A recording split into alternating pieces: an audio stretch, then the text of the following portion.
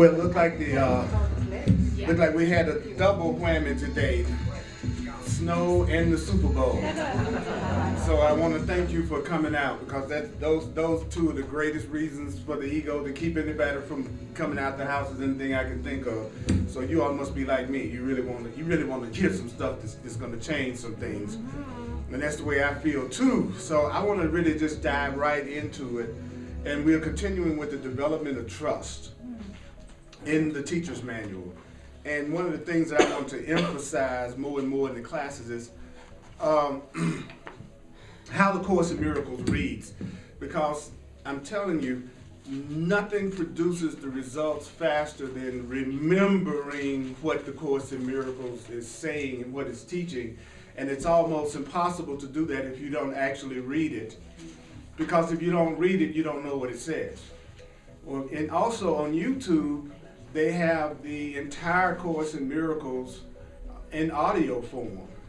So you can also go directly to YouTube and you can search Course in Miracles, and they got the entire book in audio form, so you can also listen to it. So there's really no excuse to not actually hear the material. And nothing's going to change until you delve into it. And I also like to invite you to think about, you're not going to undo a lifetime worth of programmings and beliefs overnight. And if you put that kind of pressure on yourself, you're just going to get frustrated with the Course. So I'll say it again, you're not going to undo a lifetime, or if you think of reincarnation, many lifetimes worth of programming in 2 months, 3 months, 6 months. You ain't going to do it. You ain't going to do it. It's your level of acceptance is far beyond anything I've seen in the 30-something years that I've been studying. I've never seen anybody completely reverse their way of thinking in less than a year at the least. So take that pressure off of yourself, but at the same time, the level that you can get to that you're not resisting it is how fast you will allow it to work for you. If your whole approach to it is, I'm going to fight it every step of the way, and I'm going to try to find every flaw I can find with what it's saying, then you might want to consider whether or not this is the particular spiritual discipline you want to study. Who in the world want to study a spiritual path that they're continually arguing with, or you're continually feeling resistance to, or there's no excitement about delving deeper into it? It's not saying you shouldn't question, but it's a difference between questioning because you truly buy into the basic premise of the direction of what it's saying, but you just want clarification, and you're just spending all your time fighting with the concepts because you just really don't want to believe it and you think differently. But then that's your ego that's bringing you to the class, because the ego knows it can get you to just get into more and more conflict and fear, which is, the Course says, it's ego food. Like the part of us that wants to be separate and stay in pain, the Course says, well, it needs fear and conflict to do that. So if you can use the truth to just make you feel more fear and conflict, then of course your ego is going to bring you to the class so that you can leave the class more frustrated and more upset than you walked in the door. So it's really the ego brings some people to the Course in the truth class, and then for some people their spiritual self brings them to the class. And you know which one that is by your reaction to what you see or hear. And then also consider this, new means different. So if I'm really going to say I want to learn something new, then I have to let go of my attachment to it being what I've already heard or being the way I already believe, or else it wouldn't be new. So I always invite people to ask yourself, do you want to be right or do you want to be happy? So as I go through it, I'm going to show you a lot about how the Course reads. And so those of you who really want to get sincere about studying it and you don't have a book, you might want to make that part of your sincerity about studying it, is to actually have the material. It's a radical concept, but I want to invite you to consider actually getting the book if it's something that you say that you want to study. And in an e-version, it's only like $10 on Amazon to get the e-version of it, which is what we spend for lunch easily. So all I'm saying is check in with yourself and ask yourself if your sincerity about having a change is really as great as you say it is. Because the truth teaches that if you're really sincere about something, you're going to do something in the physical world to back that up, to prove that to yourself that you really are So if I say I want to learn something, like he says it in the book, if you say you want something but you're not willing to do the means to get it, you don't really want it. No matter what you're saying. You know, if I'm not willing to do any of the things that would be necessary to get it, I don't really want it. So if I say I want to learn the Course in Miracles but I don't have the book, or I'm not taking advantage of even the free access to it online, and I really am not sincere about saying I really want to get the Course in Miracles. So that's cool. You can come anyway, whether you feel that way about the Course or not. You're welcome to come. But for those of you who are saying, this is my spiritual path, I really want to master what it's saying, then at the very least, you should have the Course in Miracles book and should be listening to it if you don't actually have the physical book. Because you can't do it if you don't know the thought system. You know, and even the workbook is a year. So that's showing right there that even the Course itself is saying it takes at least a year. So like I said, so just and I've never seen anyone really do that did not get results. Never in 35 years. It's something about it. If you actually read it, even if, and the first time you read it, that's just preparing you to read it for the first time. I said it again. The first time you read it is just preparing you to read it for the first time. You know, when I meet somebody, they say, oh, the Course in Miracles, I did that last summer. I said, yeah, right. You know, because they're treating it like a novel, like a magazine. You know, oh yeah, I read that. You know, I say, okay, all right, good. So we're in the development of trust, because think about it, that's the issue, isn't it? Trust. And then we were already told that the first stage is a period of undoing. And he says when you go through that stage, you get to the point that you realize that all the changes that you're going through are helpful. Then he says the second stage is a period of sorting out. And so when you're in the period of sorting out, how you sort out is to say, if it's helping me reach my goal, it's valuable. If it's not helping me reach my goal, it's not valuable. If this relationship is helping me reach my goal of peace and love and truth, it's valuable. If this relationship is keeping me in fear and conflict and upset, it's not valuable. Whatever is valuable, it's what's helpful. Then he says the third stage of developing trust is a period of relinquishment, because what's the point of sorting out what's valuable and what's not if you don't take the next step, which is to let go of what's not valuable and keep what's valuable? And then it says, well, how do I determine that? And he says, well, the way that I determine that is I keep what I do want and give up what I don't want. So if I'm not ready to give it up yet, I don't give it up. How can I tell I don't want to give it up yet? I don't want to give it up yet. It's not really that, it's no deeper than that. I'm still clinging to it. Oh, should I give up that relationship? I don't want to give up. Okay, keep it. You know, keep what you do want, and then get out of the maybe category by deciding for yourself that maybe means yes or maybe means no. You decide for you. For me, maybe means no. To other people, you might want to say maybe, but don't stay in the maybe place. You know what I'm saying? If I'm not sure, then I go, it means no. So now I'm out of conflict, because he says conflict comes from not making up your mind and not making an undivided decision about something. That's where our conflict comes from. And he says no two things has an equal appeal. So it's no such thing as, but I want this as much as I want that. No, you don't. No, you don't. One of them has a little bit, if it's that much, one of them has a little bit more appeal than the other. And the truth is, he says that ultimately, if it's something you're in conflict about between two different things, it says it really doesn't matter which one you choose, because both of them are illusions. Right, because you're somehow telling yourself that your happiness rests in either one of them. And your happiness doesn't rest in anything outside yourself. So it doesn't matter which one you choose. You'll make yourself miserable with A, or you'll make yourself miserable with B if you decided you deserve to be miserable. If you're a person that never wants to be happy, no matter what choices somebody presents you with, you're going to make yourself unhappy. It's like our world gives us so many beautiful examples of that, because we'll see people who are rich and famous and beautiful and popular and everything else, and they'll be just miserable. So they already telling us that doesn't do it. But what the ego does is tell us, I'm different. See, if I had Oprah's money, I'd be different. You know what I'm saying? So, and that's what the ego always does. And then Oprah herself says, no, that's one of the biggest fallacies that people think, is that in and of itself make you happy. Does that mean I don't enjoy suffering in a 50-room mansion? No. You know, it's no more holy to suffer in a hut than to suffer in a mansion. You know, and poor people tend to think somehow it makes you more spiritual if you don't have and you're miserable. You know. So abundance is our natural state. The Course says that over and over again. There's nothing about the universe that doesn't reflect abundance. I always like to think of a simple thing like a corn seed.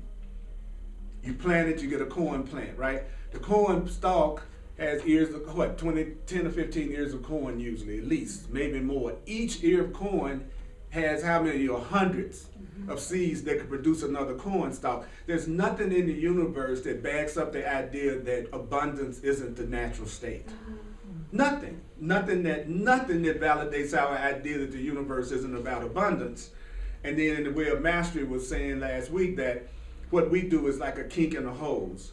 The water of our wealth wants to come through, and then we twist the hose with our belief, and then we're wondering why we don't have the water. But we're the one kinking the hole. And then the Course says, well, what is the kink in the hose? Thinking you're separate from God, thinking that you're separate, believing that you're guilty, believing in anger and fear and control and manipulation, and that I'm a victim. He says, that's the kinks. So some of us got hoses just tied up in 2 or 3 knots. And then the Course will go a step further and say, it's possible to have someone unkink the hose for you. Your higher self can unkink the hose for you. Would you go, what? Yeah. I can tell somebody, would you mind giving me a glass of water? I don't have to go in the kitchen to get a glass of water every time I get a glass of water. I can say, would you mind giving me a glass of water? You can do the same thing with your greater self. You can just ask for help. We don't have to do any of this alone at all. And so it's telling us, okay, the next step, it says, is what? The period of relinquishment. And that's when you actually sort out what's valuable and from what's valueless. And he says what you will find out is actually you will, instead of feeling grief, you will actually feel lighter. That every time you really release something that you don't really want anymore, you actually feel lighter. Have you ever been in a relationship and you were really worried about it ending, but then when it actually ended, you felt better? You had to admit to yourself you actually felt lighter. Yeah, we all have had those experiences where we thought we were going to be asked to give up something. But how could you not feel lighter if you've been in total conflict and now you're not? It's like when you think about it, it's so logical. I've been miserable with you, now I'm not with you. Now I'm not so miserable. Unless I'm running it in my mind and telling myself something that's making me miserable about it. But that's what I was doing while I was in the relationship. It was the same process happening. So the next stage is where we're going to start now.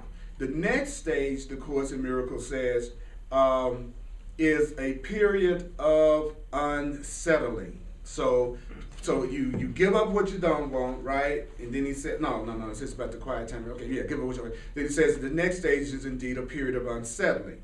Now, if those of you following me in the book, remember that the first thing to keep in mind is that if you take the attitude that you don't have to believe the ideas or welcome them or accept them, you can hear them better.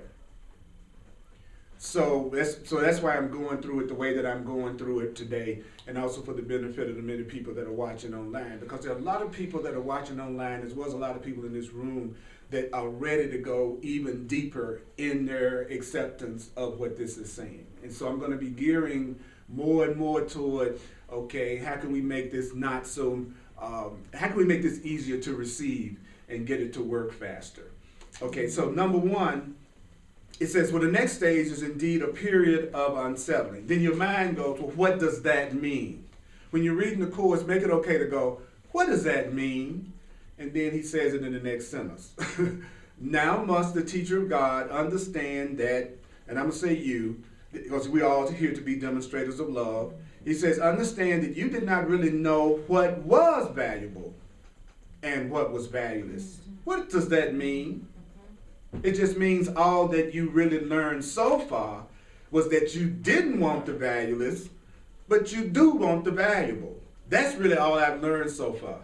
I really want what's valuable, and I don't want what's not valuable, but I don't know what that is. And then it says, I love it, it says, yet your own sorting out was meaningless in teaching you the difference between what?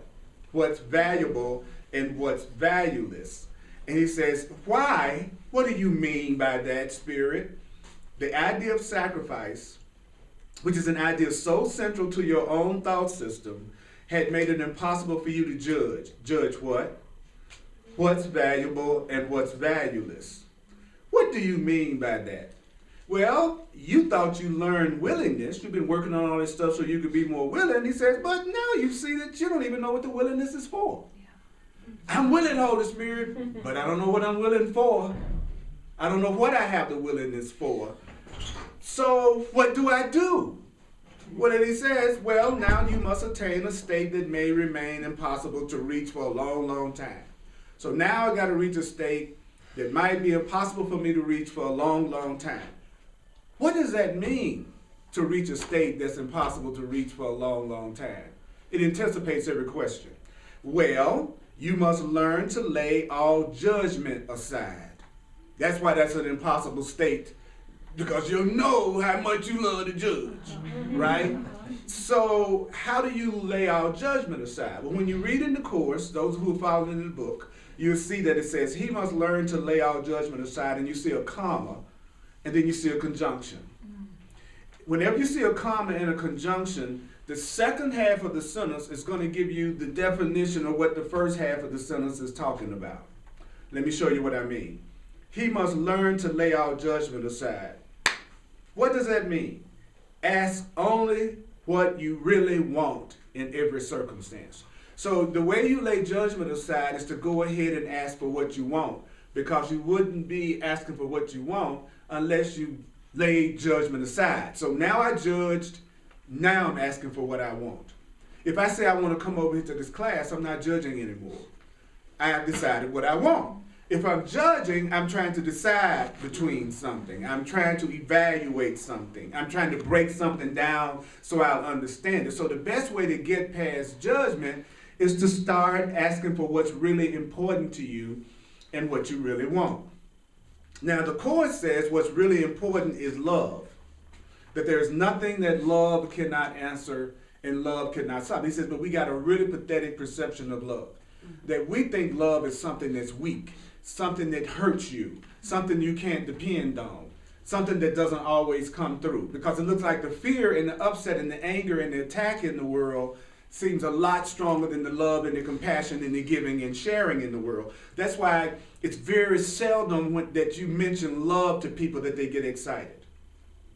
I could almost say, I could have said, what you really want is freedom, and you're going to feel more juice. I could say what you really want is abundance, and I would have got more juice. Love, right, because love is what has failed me.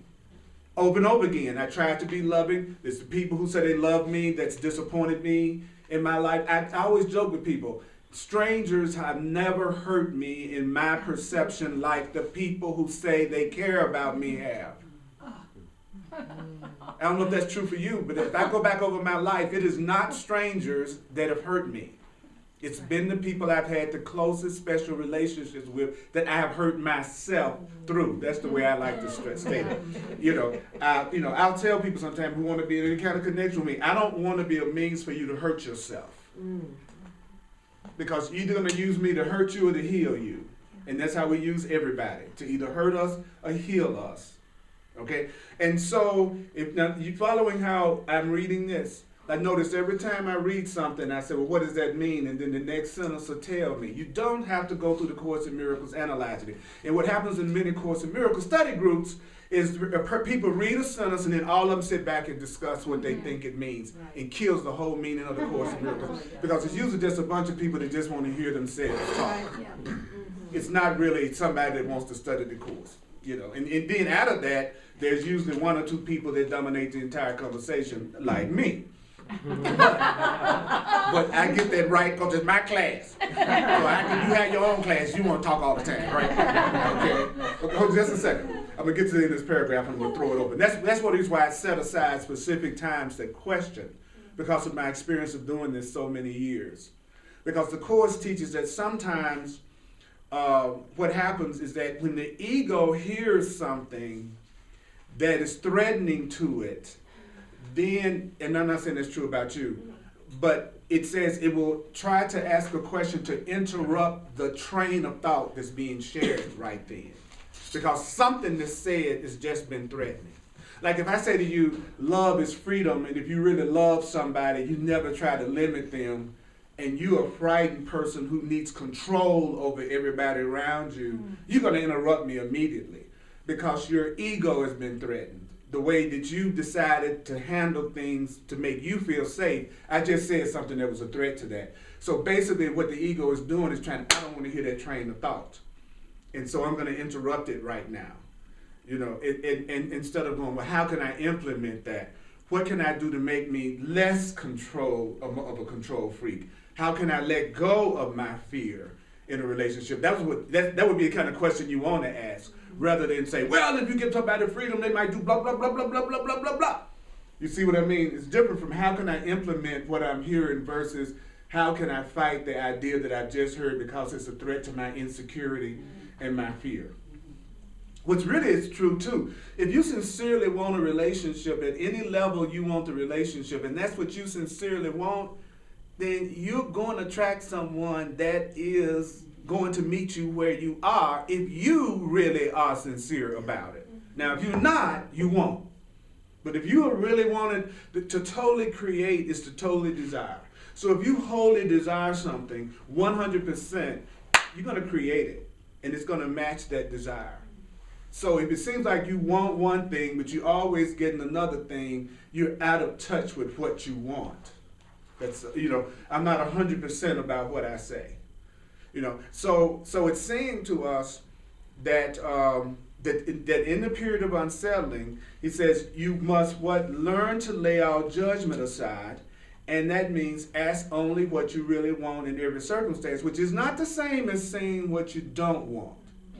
You ask most people what they want, they will immediately tell you what they don't. You want to go, you know, would you like to go to the movie tonight? Yeah, but I don't want to go see this movie, and I don't want to go see that movie, and I don't like this kind of movie, and I don't like this kind of movie. Tell me what you want, not what you don't want. He says when you say what you don't want, you project it out into the world, and you meet it. I don't want this pen. I'm throwing it away. I'm putting it out there. Then I walk right up on the pen I threw away. So when you say, I don't want to be broke, I don't want to be poor, I don't want to be alone, I don't want, I'm projecting it. Then I walk right up on it, and it looks like I'm in a world full of what I don't want. Because that's all I've been focusing on. It's what I don't want. Most people are great at telling you what they don't like. But then when you say, what do you want? Like nothing stops people in their tracks faster when you go, what do you want? They hate it when you do that. You know, I need to tell you what I don't want. So he says, ask only what you really want in every circumstance. And he says, we're not each step in this direction so heavily reinforced, it would be hard indeed. What does that mean?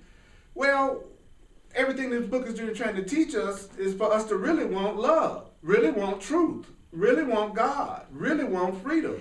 So now when you ask me what I want, I'm going to tell you I want the peace of God. I want the peace of love. I want the peace of truth. I'll rail that out to you just like that now when somebody asks me what I want. That's because that decision has been so heavily reinforced by all the studying I've been doing. I know a refrigerator isn't going to get it.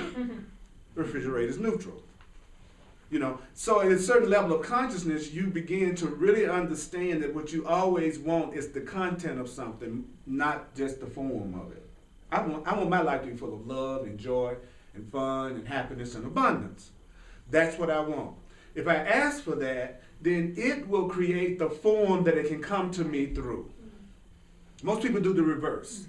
I want to go to the Super Bowl, and that's going to make me happy. No, the Super Bowl is neutral. You can be at the Super Bowl and be just totally miserable. It, in and of itself, is not going to make you. But if you decided to feel happy today when you watch the Super Bowl, you're going to feel good about the Super Bowl. And that's true of everything. So as you wake up, you'll start to let go of your fixation on the physical form of what you want. And you'll start asking for what is it that you want on the inside. You know. Okay, so now what was your question now, darling? Well, I was just going to say, do you have an example of somebody getting started reading course? Like, I understand how to break up the sentences, but do you just go, I have a question, point, or start at the beginning? Yeah, I would suggest to people that if you're going to read the course, if you're going to study the Course in Miracles, start with the teacher's manual. Read the teacher's manual. The teacher's manual explains a lot of the definitions of the terms that the Course uses, and it's the least abstract of the three parts of it. And that makes it easier to read the text. I would also suggest starting the workbook immediately, not after I think I've read the text or the teacher's manual, I'm gonna read the workbook. I'd suggest starting the workbook immediately. And I would very much suggest that when you come across some part of the course that you don't believe and that's totally confusing, don't spend 5 minutes trying to understand it and figure it out. Keep going. If you keep going, you're going to come up on a sentence or a paragraph that does impact you, that'll get the same message across that the part you didn't understand was trying to get across to you, but you were experiencing a block. Because what he's doing all the way through the book is giving you different ways to see it so that hopefully you will see it in a way that you can relate to it and use it. And then you'll realize one day, if you really get, because it's going to hook you. If you're a true course student, sooner or later it's going to hook you, where you continue to read it even if you feel a ton of resistance, it would not make you stop. As if you're a true course student, you never let the resistance make you stop. You'll still keep going. As a matter of fact, you'll start getting excited about it. Because let's face it, there's a part of us that loves pain. So if it's bugging you and upsetting you, that'll start being as attractive as it feeling good to you. You know. So and one day you'll look back and you'll go, wow, why didn't I understand it? That's so obvious. And I'll say, well, you weren't ready to accept it then. And so if you're not ready to accept it, he says, you're going to say, I don't understand it. Anything you say you're not ready to accept, you're going to say, I don't understand. And it just means, you, like people constantly say, the Course says, I am not a body, I'm free. And people go, I don't understand that. Yes, you do. You understand what I am not a body means. You know, I am not a cup. You would go, oh yeah, of course you're not a cup. Right? Nobody's gonna say, I don't understand what you just said. But if I say I'm not a body, then everybody go, what? What do you mean? Why? Because you're not ready to accept that. I don't identify with being a cup. I identify with being a body. So when you say I'm not a body, then it blows my mind because this is what I identify with. And then the Course teaches that there are two things that are being used to make us think we are just bodies. He didn't say you didn't have a body. He didn't say you didn't have a body. He said you're not a body. There's two different things, right? So what is it that makes me so sure I am this body? Well, three things. It's what I've been taught that I am from the day I was born. And two other things. Pleasure and pain.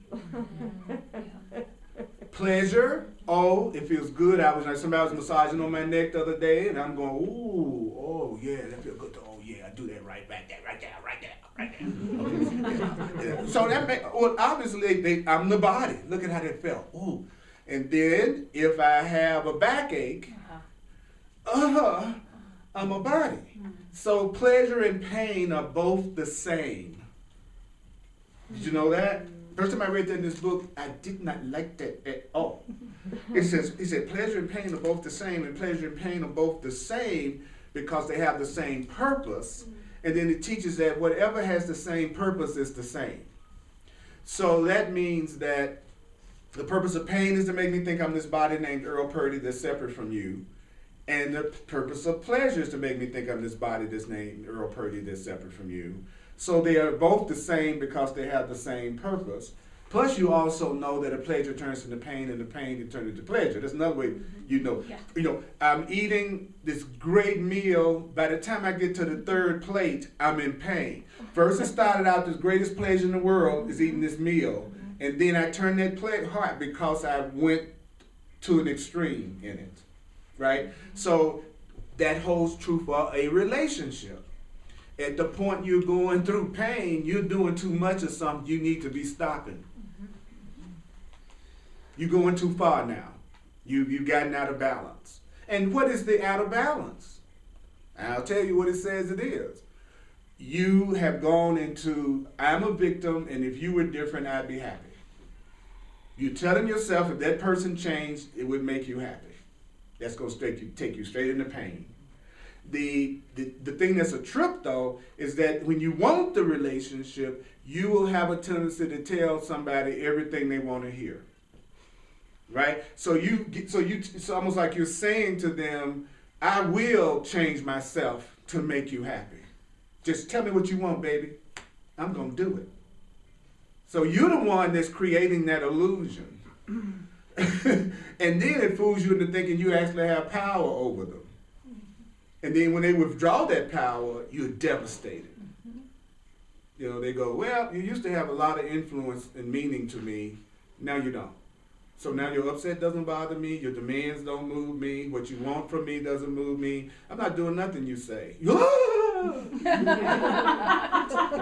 Because you told me you always would. But then they didn't hurt you, you did.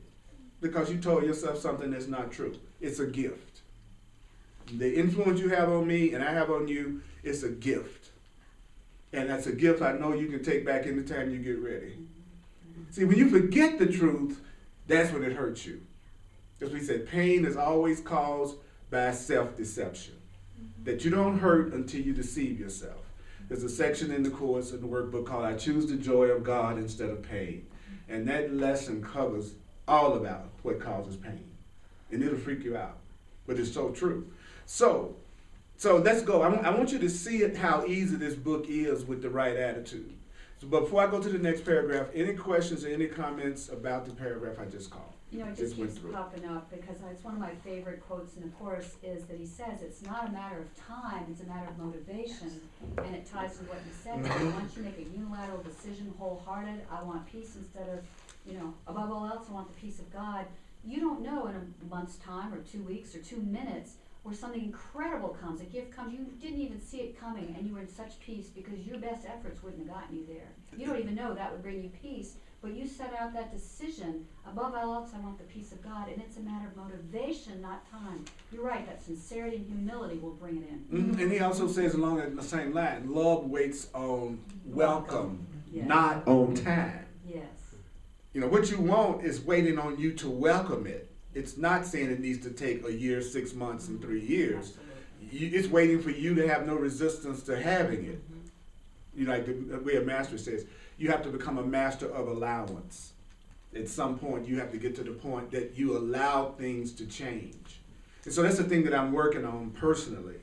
It's like, which is really kind of funny. It's going to change. So all I'm saying is I'm going to allow things to do what they're going to do. Yeah, which is really funny. You know, it's like, yes, I'm going to allow you all to leave. You know what I'm saying? I'm going to allow the water to come out of the faucet. He said, spend a whole day like that. That everything that happens, you just go, I allow it. I allow myself to brush my teeth. I allow myself to go to work. Because it's all about allowing as opposed to making. Yes. Yeah, making is struggle. Allowing is easy.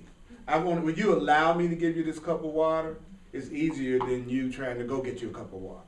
You know, so we're actually being trained, which is kind of funny. We're actually being trained to allow ourselves to have things without struggle and with ease. We're actually having to be, we're so deep into what we were programmed to by the world that we actually believe it's unnatural for things to be easy. Isn't that ridiculous? Absolutely. We actually think it's unnatural that this is what you got to, like, or to have somebody love you. I got to, well, aren't they lucky? That couple seem like they just really, they actually found each other and they're having a great time together. It's pitiful. It's pitiful that we actually think that's non-ordinary. Yeah. But we do. But we do. That's how far off track we've gotten. That's great. Anybody else before I go to the next section? Very cool. Okay. Okay. Now, and finally, there is a period of achievement. Yay! Thank you, darling. I can't wait. I know. Are you welcoming it? I'm welcoming it. Okay, then you ask yourself, what is the period of achievement? Just stop and do that. Then read the next sentence. Well, in the period of achievement, it is here that learning is consolidated. What do you mean learning is consolidated? Well, now what was seen as merely shadows before becomes solid gains to be counted on in all so-called emergencies as well as tranquil times. What seemed theoretical, you've learned you can count on all the time. I can count on all the time that I'm the one that's giving everything I see all the meaning it has for me.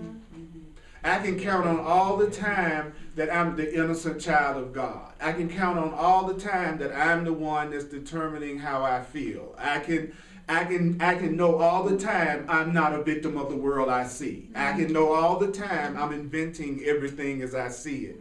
That's no longer a shadow, something that's not a theoretical idea. That is the first thing you can count on, is that you are the center of whatever is going on in your life, and nothing that's happening in your life is separate from you.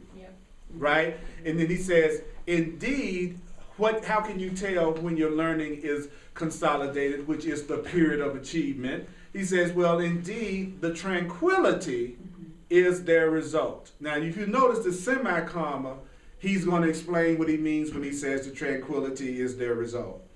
The tranquility is the outcome of honest learning. You don't have tranquility until you have honest learning. Then the mind goes, you can break it down further than that. You can go, what does it mean to have honest learning? Well, honest learning is consistency of thought. I'm an honest learner if I'm using what I've learned consistently. Do you not always pull out the key to get in your house every time? There's no time you take your shoe off to open the door. Can we agree on that? There's no time you get a spoon to try to open the door. But once you know what the truth is about anything, you do it consistently. If you're not practicing it consistently, you are not an honest learner. If you're not using what you're studying all the time, he says, so, and what's the cool thing about consistency of thought? Well, he says, then that's full transfer. Because if I'm consistently thinking it, I'm going to fully transfer it to every door I go to. I'm going to look for the key to open it. Y'all follow me? Yeah. So that's what tranquility comes from. Having honest learning, which is consistent thinking, which is fully transferring everything that you've learned to everything. Then people say, well, how do I learn how to apply the truth to everything? You don't start there. You start by applying it to very specific things first, and then you move it up to full transfer. You know, like if I have a financial problem, then I'm going to say to myself that that is coming from my sense of being separate from God. It's a defense against the truth. It's my ego trying to convince me that abundance isn't my natural state, and I need to remind myself I'm sustained by the love of God. And then I need to do something in the world as a symbolic gesture to show I have faith in what I'm doing. Okay, now I got a stomach ache. What is that? I feel like I'm separate from God. It's taking the form of me having a stomach ache. It's a defense against the truth. It's my ego trying to trick me into thinking that I'm not whole. You see, notice I went through the exact same process, only I applied it to sickness. I went through the exact same process, then I applied it to money. So first you start specifically, and then you start finding yourself using it in every situation that comes up, because ultimately the Course says that it's trying to teach us that we only have one problem, because the belief we have more than one problem, it teaches, is what keeps our problems from being solved. Because it never occurs to us to say, I have one problem.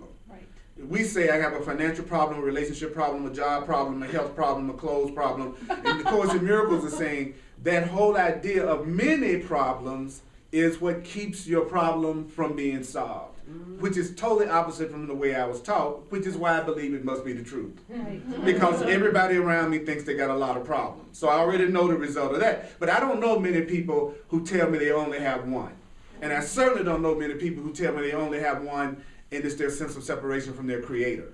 God very seldom is ever brought up with any problems, right? So the Course is teaching us just the opposite of everything that we're taught. And that's why I believe it could work. But the part of me that believes in the world is going to do what? Resist it. Because I built a whole world around the way I see things. So when you tell me another way other than the way I see things, it's threatening to me. It's threatening to me. And so that's where the resistance comes from.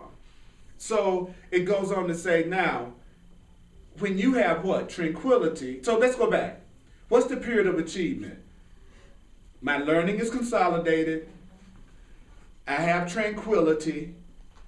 Tranquility comes from what?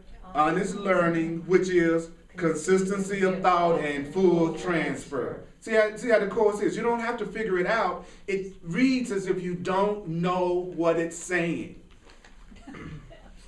Okay, then you go, well, what is that? Well, he says, well, this is the stage of real peace. What is the stage of real peace?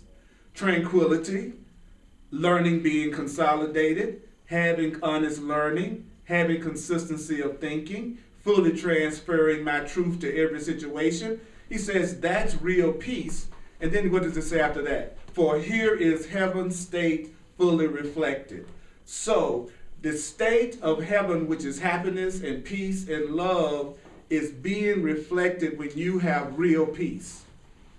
Because when you have real peace, now you have a state of mind, the Course teaches, that you can hear your own inner guidance telling you exactly what to do in every circumstance. Your own higher power, you can finally hear it. He says, because you can hear your guidance if you're in fear and conflict. And that's why the part of us that doesn't love us continually tries to keep us in fear and conflict and anger and upset about something. So everybody's upset so they can't hear the voice for God.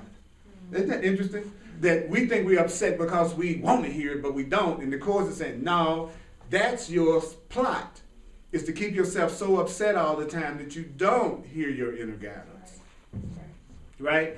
And so it says, now, it says, this is the stage of real peace, comma, for here is heaven's state fully reflected. So when you have real peace, then he says, from here, so what is from here?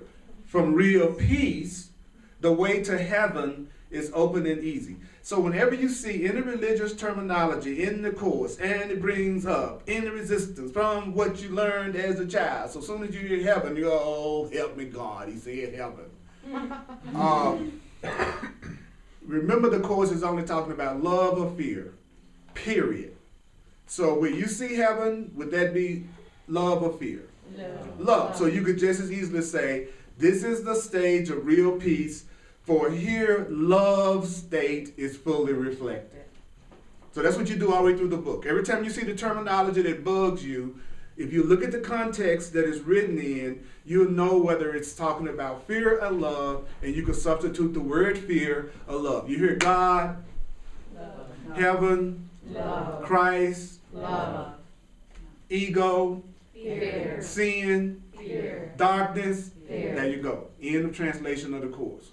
So then your ego can't come up with the excuse of, I don't understand what it's saying, or I can't stand the masculine terminology and the Christian terminology. These are all just excuses to not hear the content that would release you from your ego. That's all it is. That's it. And also, it's written that way because of the beliefs that many of us got as children around religion and around religious terminology, and we need to have new interpretations of those terms so that it doesn't block us, because you learned it.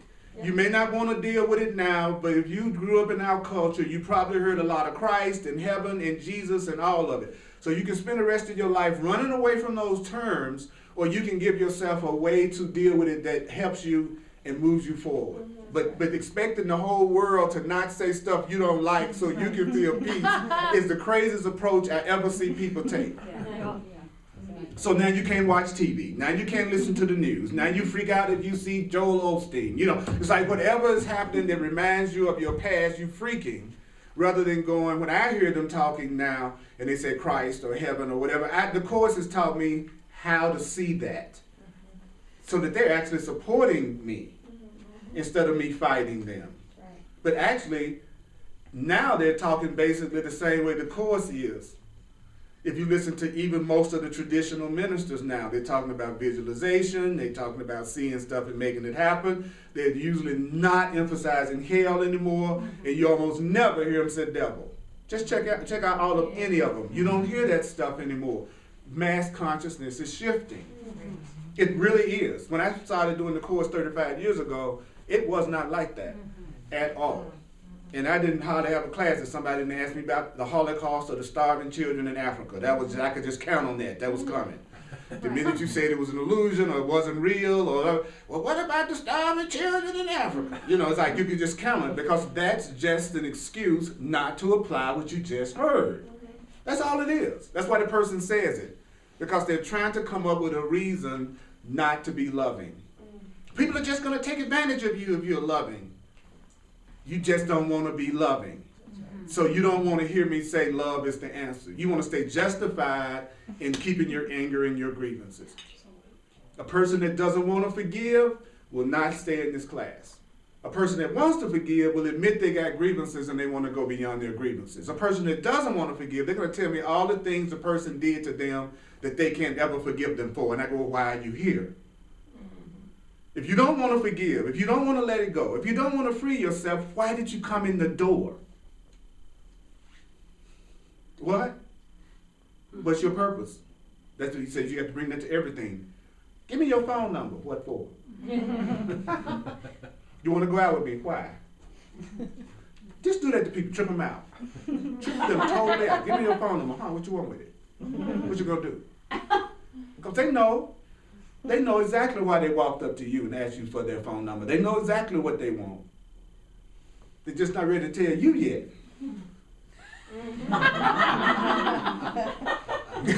That's what they go, I want to study the Course with you. That's what I want to do. That's right. Come up to my pop and see my holy pictures.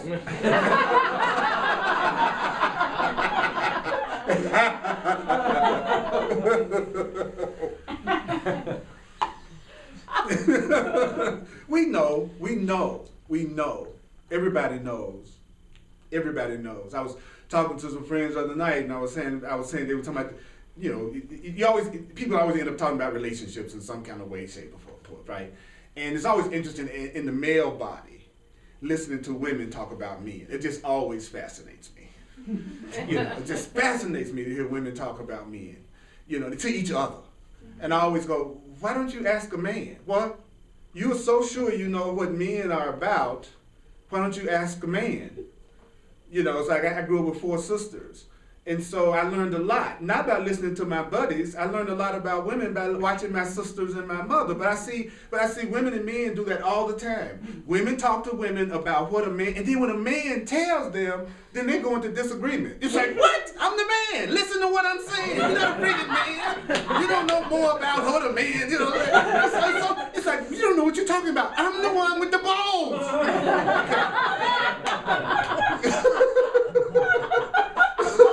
Listen, you might get a little info, because one of the main things you always hear is, and I digress for a minute, but I think it all makes sense. But it's like cheater. I hear that so much more. He cheated. Like you're playing cards or something. He cheated. First of all, you just identified it as a game. That whole phrase is you approach love like it's a game. Like it's bad, like the deflated football scandal with the Super Bowl right now, you know. It's all about that. And I always say to me, it's only love or fear. Everybody would love to be open and honest as they possibly could to anybody and everybody. All of us have a core of each of ourselves that would love to be ourselves and be open and be honest. Men are no different. They're not like, come on the planet with, I'm going to deceive you and lie to you. Right? That's not, we don't wake up in the morning and go, who can I lie and deceive today? What woman can I find to lie to? And you know more than you get up in the morning and go, what guy can I hurt and give a hard time? We don't. That's not our nature. you know, in general. You know, there always is exceptions, but even they are doing what they think is going to make them happy. I would say it's always fear. Yeah. It's always fear. If I don't share something with you, then I'm afraid to. And if I'm afraid, it's because I think I'm going to lose. So sometimes people don't communicate things because of fear of loss. And if they knew they were not going to lose, and if they knew they were not going to be attacked, they tell you anything that you want to know. But if they're afraid of losing you, or you freak out every time they do try to tell you something, then they're not, you know, men generally don't like a whole lot of conflict and drama. They kind of like, we like simple creatures.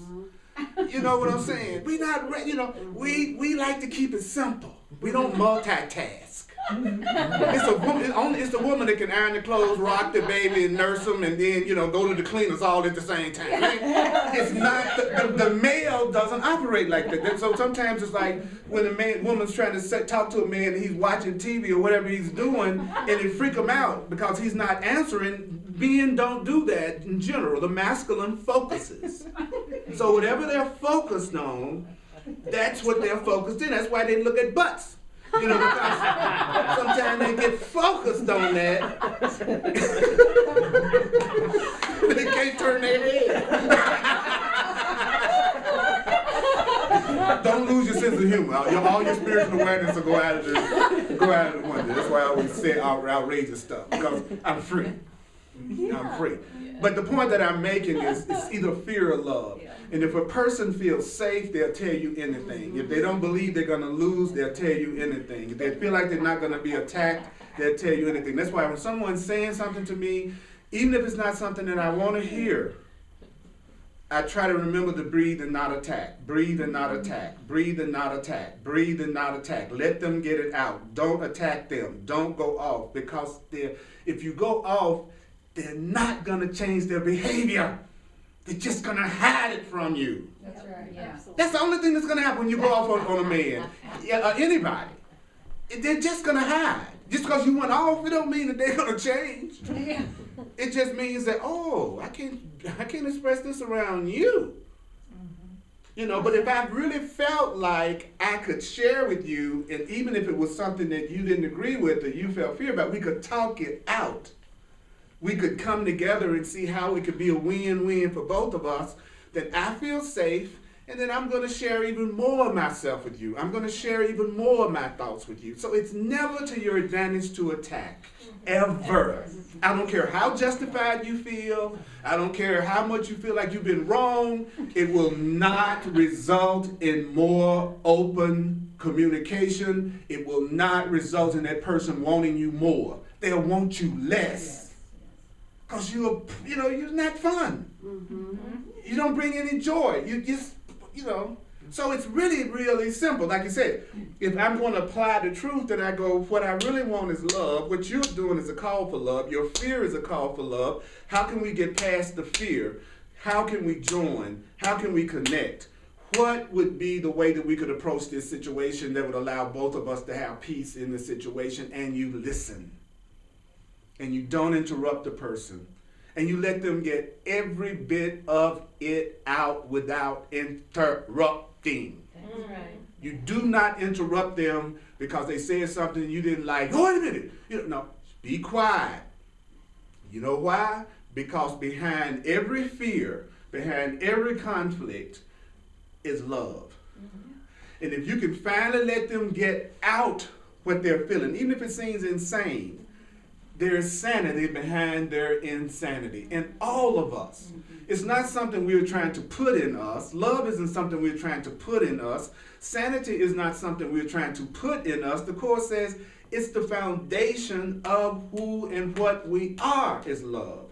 So we just want to get past the fear to the love, and the easiest way to do it is let me friggin' talk. That's one of the biggest challenges I go through sometimes with people who see themselves as being new thought, new age people. You can't say a friggin' thing without everybody jumping on you, trying to correct you, telling you the right way you need to be seen. Don't say that, don't say that. That's what, that's gonna attract it to you. Don't say that, don't say, no, you should say it this way. You should have just said it the way you just said it. You need to say it that way. It's like, no, I need to say it the way I feel it. I can't walk through my life trying to communicate to you the way you think I should. Then I gotta try to anticipate your every thought before I open my mouth. But you'll find that when someone's trying to teach themselves something, then that's when they're most trying to force it on everybody else. Yeah, so if they're trying to learn something, then they're gonna be on you to try to get it emphasized. So a person that's accepted the truth, they can sit in a room with nobody talking the truth and be perfectly okay. A person who's trying to accept the truth feels like they got to correct everybody in front of them because they're trying to convince themselves that their thoughts are created. So they're going to say, you know your thoughts created.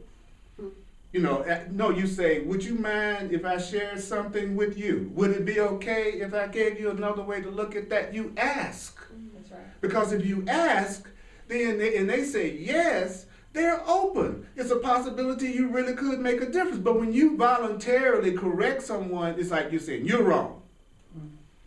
You're wrong. So when you're with someone and you're constantly trying to change them, you're saying, you're wrong, you're wrong, you're wrong, you're wrong. How you are is not okay. How you are is not okay. How you are, and then the ego said, tell them, you won't change for me. You're selfish. No, you're selfish. Because you're more concerned about what you want than my happiness. That's why you're mad at me, because I won't do it your way. You're the one that's selfish.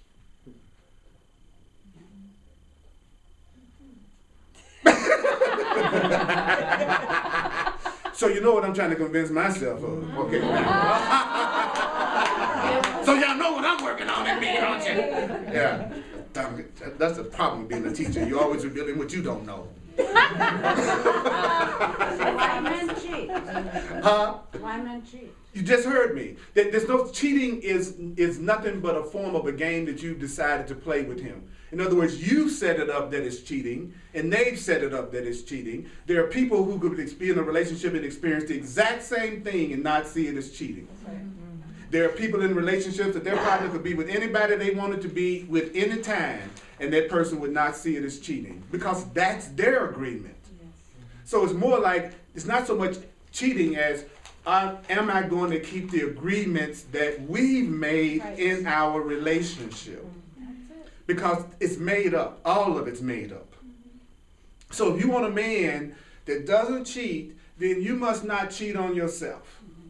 Because everything in the outer is just a reflection of what you're doing to yourself. So what they're really making you aware of is to get you to step back and go, now, where am I cheating myself? Where am I cheating myself? Where am I limiting myself? Where am I not being authentic? Where am I not keeping my agreement? Where am I not doing what I say I'm going to do?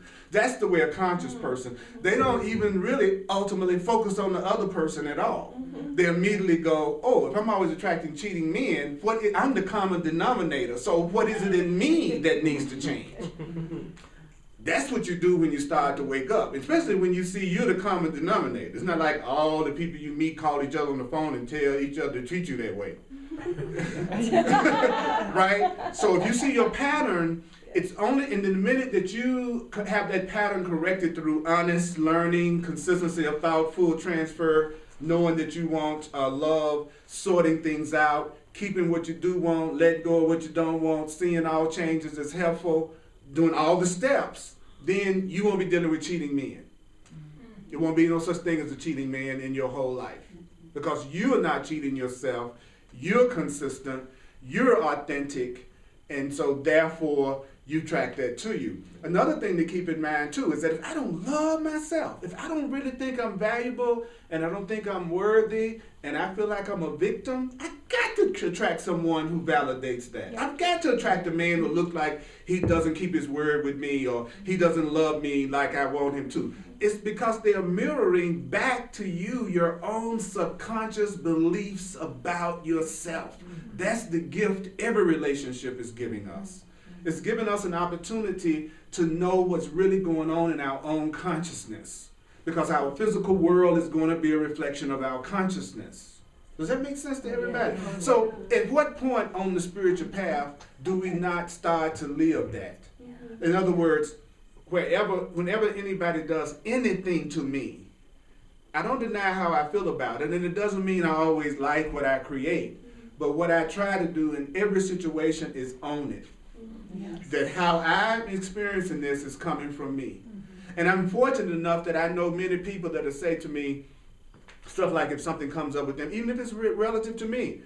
You know, I might feel angry or upset right now, but I really know it ultimately doesn't have anything to do with you. Give me a chance to get away and work on myself and see what it is I need to see in this, and then I'll get back with you, and then we'll see if we can come up with a win-win for both of us in this situation that's not requiring either one of us to sacrifice our happiness. Right. And if you really want that in a relationship, you will have it. But if somebody wants to be right, you just gonna fight. You always, so if you're in a relationship, you always fighting, then y'all just trying to change each other. Y'all not loving each other. Y'all not accepting each other. You're just trying to make that person over into your fantasy. There's a fantasy you have, and you want them to act it out, and they're not doing it, and you mad. That is so deep. And then so you ask them if they want to do it. That one might be easy. You know, who knows? That might actually work. You just ask for what you want. That and people and they always hear like women to say, well, why don't he just tell the truth? That's just what he wants. He just want my body. Then he just needs to say that you don't be trying to run no game. You just want that body. Yeah. And how many times has a man ever walked up to you and said he wanted your body and you said okay? I don't see no answer.